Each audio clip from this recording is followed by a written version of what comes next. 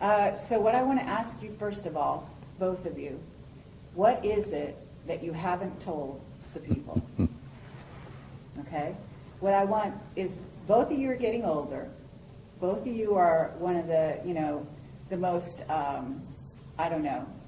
the most courageous, the most out there individuals in terms of greeting the public, sharing your story with the public. Both of you have been exceedingly brave in that regard. You've taken a lot of flack over the years for that, and everyone listening to this should respect them for that.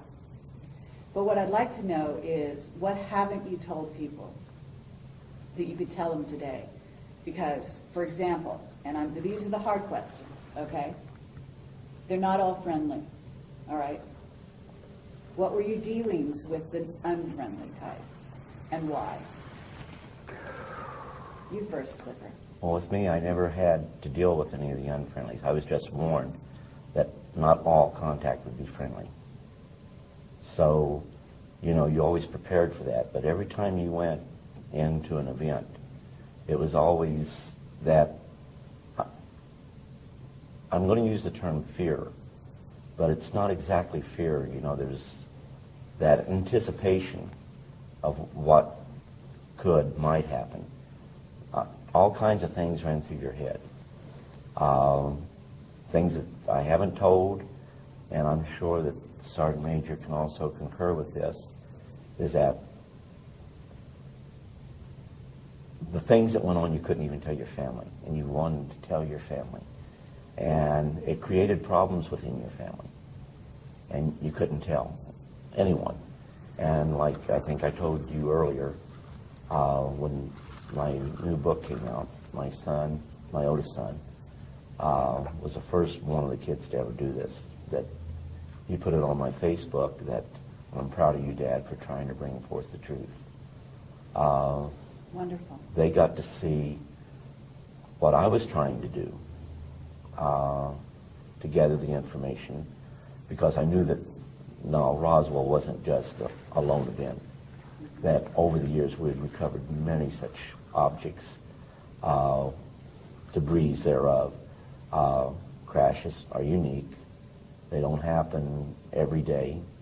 They're very rare.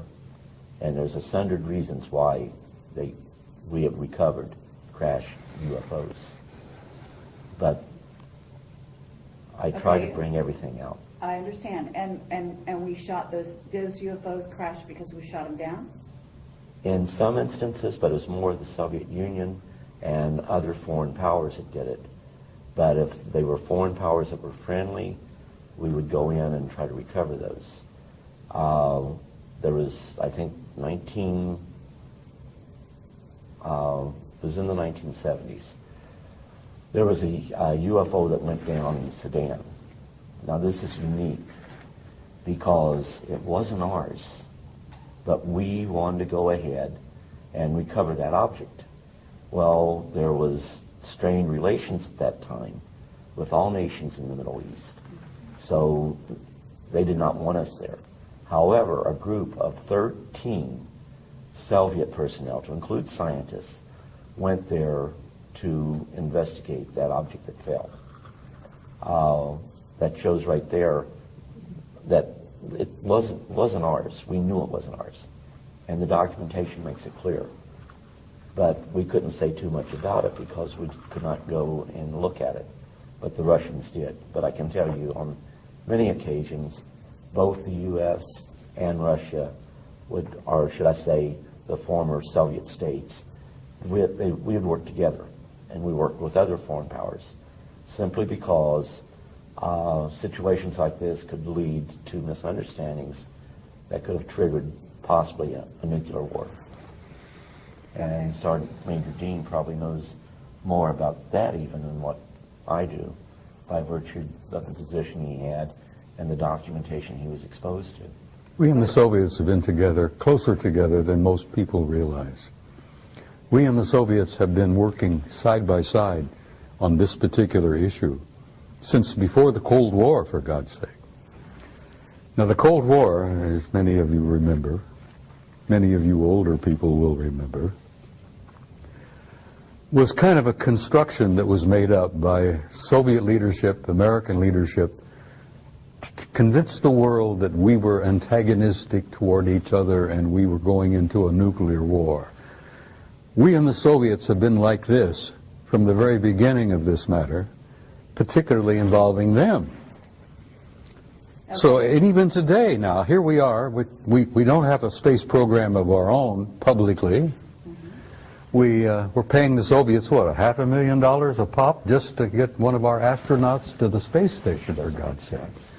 So we and the Russians have been pretty close together for the last 50 years on this alien matter. And why is that? You know? Because we recognized from the very beginning that it was us versus them. And we didn't realize back in the beginning that they were made up of not only malevolent guys out there, and there are some of them out there that don't like us at all. They're not purposely malevolent, they're not hostile, but they don't like the human race, and they don't give a damn whether we survive or not. Thank God we have good friends out there that do care about us, that are related to us, who want to see us survive as a species. What is the threat? In other words, first of all, you know they've done abductions. We know that they allowed them to do abductions. And yes, some of the abductions are positive contactee experiences, et cetera, et cetera. And some of them are painful. And depends who it is. But they also had an agenda. And one of those agendas is to create a hybrid race. They're harvesting Humans us. are already hybrids. We made an agreement with them, 1954. We would allow them to continue to harvest our genetics. And we traded that for technology. We also traded a lot of our gold for that technology. I was telling someone the other day that I'm remote viewing Fort Knox and it's half empty because we've given the Anunnaki enough damn gold that they've given us anti-gravity, they've given us, zero-point energy? And we have a separate space program which makes NASA look like a joke. Exactly. So Clifford, you're aware of this. You must be aware of the abductions, the negative side of the abductions as well, right? Well, like, goes back to where not all contact would be friendly. And what I would do is point out that it's not necessarily a culture, but it is like a rogue group within that culture. Good example, I've been using this all day, is like, you know, you have the cartel. Well, they're people just like us, they're humans, but yet they're a sliver group. They are, have their own agenda. And that same thing happens within the various cultures. And I agree with Sergeant Major here. My biggest fear is if these rogue groups are going ahead and coming to agreements with not only our nation, but other nations, then that's a very dangerous situation because they're the wrong ones to be working with. Okay, Now, and this is going on, isn't it? Unfortunately, I believe to a degree, yes, it is, because the ones that really are not evil, the heads of the various cultures out there, to give us technology, they know that we are not spiritually heightened to the degree where we use it for the right reasons. When we go out into space, defense is one thing. But if you build your forces to where they become offensive, then it's to impose your will over others. And the technology that they are giving us gives us the capability to go ahead and field in space a offensive posture. So anytime we want to go ahead and make it look like it's ET doing it, we could make it look like ET's imposing their will over the peoples of the world. And with that technology that we have acquired from the rogue groups, yes. And I agree with Sergeant Major. This is really, really dangerous. Okay, and at this moment, though, there are certain governments, with some of these governments, some of the governments that are actually growing into superpowers at this time, China, for example. My understanding is there are 2 rogue groups that are now dealing with China. And at least one of those groups is, quote unquote, some relatively new guys that have come on and given them some new technology. Do you know about that? That very well could be the case. When I got out, Ed Catalog 57. That doesn't mean that that's all that's out there. Edgar Mitchell believes that there may be literally hundreds of thousands of civilizations out there. Okay. And what we have right now is the fact that on this planet, which Sergeant Major made a very good point, that there are some that are hostile and look really down on us. When I state that, we have rogue nations. And some of those rogue nations are very much a threat to the tranquility of the world. And if they achieve the technology we don't want them to achieve, then they could very well be the very forces, unknowingly, to start the total annihilation of the earth. There are governments out there that are also being contacted. Just as individuals are being contacted, governments are being contacted, are they not? Yes. Okay, and so this kind of dynamic is, we don't just have a political situation that could become unstable with, say, Iran or North Korea or China or Pakistan, but the idea here being that they may be making agreements with some off-world visitors that the ones we made agreements with, the U.S. that is, don't get along with. And there's also issues within the U.S. itself, within the U.S. military. The Army has got one group that they're talking to. The Air Force is talking to another group, and the Navy is talking to another group. Isn't that right? Yeah, but you only have a small nucleus of people who control all of the information. And it may not be military personnel that is doing this. And it may not be your elected officials. Sure. And that's a scary situation. Okay, and that's also true. We've got a military right now in the U.S. that's very discontent. And Bob, you can speak to this as well. You've got a son who's been working for these people. He must hear all kinds of things. And they're being told to do certain things that they know is not in the best interest necessarily of the United States, for example. Is that right? Let me tell you something. It's not easy to say that there are the good guys and there are the bad guys, and we're in the middle. That's true to a certain extent, and it's been true for the last 10,000 years, but it isn't particularly true today, because a third party has entered the game. An advanced culture, God knows who they are and what they are, but they're the higher in the what they call it, the hierarchy. These guys at the top of the hierarchy are primarily spiritual in nature, and they have intervened. And they have said, listen, we've had enough of this bullshit where you've warred among yourselves, you've had these clan disagreements and blah, blah, blah, blah. This family and that culture and that group, that's going to cease. Because the human race has been in the damn middle for so long now that they've reached a critical point in their evolution and their development. And we're going to have to see that the human race survives and makes this awkward, painful transition into a new race, into a new species. And this higher element, this higher spiritual element in the hierarchy has intervened, and they have literally said, Carrie, knock off the bullshit. We're not going to have any more of this. There's not going to be any more planetary wars. We've had enough of that. We've lost too many millions of people over the years. We're going to control this carefully. We're going to give them an encouragement. We're going to give them an opportunity, and we're going to assist them to make this awkward transition into a new race. Now, the only reason I'm hopeful now, and I used to go through this, I was very depressed and very cynical, because I'd seen so damn much of the knockdown, drag-out brawls, not only among our own people, but among some of these guys.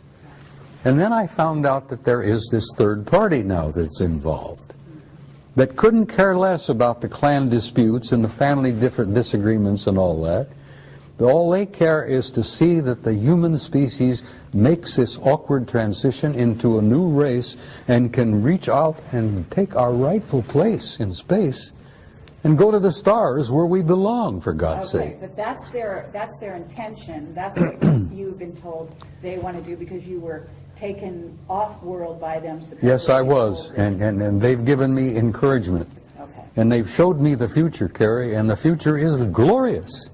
We are going to make it, and we're going to look back at this awkward period, this blackness that we've been through for the last century or two, and we're going to look back like students of history and say, my God, look what they went through. Look what they did to each other. We're going to look back from the future into this particular time and place, and we're going to say, how in the world did they pull that off? Here they are killing hundreds of millions of people in these wars, butchering each other. This has got to cease. We can't let that race off the planet until they evolve and grow and mature where they can be safe. Okay, but Bob, that rationale, when you've got these races, off-planet races, who have been warring with each other for eons. So maybe there's a new guy on the block. Let me tell you Maybe something. that new guy is orchestrating things here. But actually, I'm going to sit over here and I'm going to be suspicious of even Well, that new it's guy. all right to be suspicious, and I know where you're coming from. Childhood's End. I was talking to Joe Farrell not too long ago at another conference, and Joe Farrell has written The Cosmic War. And The Cosmic War is a true story of a war between interplanetary intelligences. And they literally damn near destroyed each other. They destroyed a planet beyond Mars, for God's sake, in our own solar system. But that crap has got to cease, and I have had the opportunity to meet guys from the higher level who said, we're not going to allow that to happen anymore. We're going to give you a chance to make it. And the only reason I'm hopeful, and I told you this privately earlier, is that I have seen the future, and there is a future for the human race, and it's beautiful. Okay, and I appreciate that, okay, and I would agree with you. And I think a lot of people listening to this, who will listen, will agree with you. That's why we're all here. That's what we're working for. But the work is still to be done. And what I want to do is keep eyes on the ground right now. And I want to talk about the idea of what's right before people, because this is 2012. We're going into 2013, and some of these years are very crucial years. Okay, as you say, these are going to kind of be the years in which the transition happens. So It's happening right now. Exactly. So what I want to talk about here is, first of all, yes, you have a lot of bad kids in the class, okay, and those involve the Illuminati, some of whom are basically being run by certainly groups of reptilians, certainly a group of Anunnaki that may not have our best interest in mind. They'd like to clear the planet. They've got big plans, and they've been working on those plans for a very long time. And both of you must have been face to face with that agenda. Their agendas exist because they exist, and they've had some of their own personal agendas for eons of time. But their plans for our future don't mean diddly squat, because there are these higher developed cultures out there that have now intervened, and they're going to see that the human race is going to be allowed to make it. Okay, and you've said that, and I agree. But the thing is, the idea here is not that somebody come in, organize the schoolyard for us, and then they go off on their own business, and then we're left to deal with it. The idea is that we learn to walk on our own. We organize the schoolyard ourselves. Okay, so there's a great importance for the human race to take sovereignty, to take their rightful place as members of the galactic community. Once they and to recognize who we are. What they understand Recognize who they the are, gifts yes. that we have.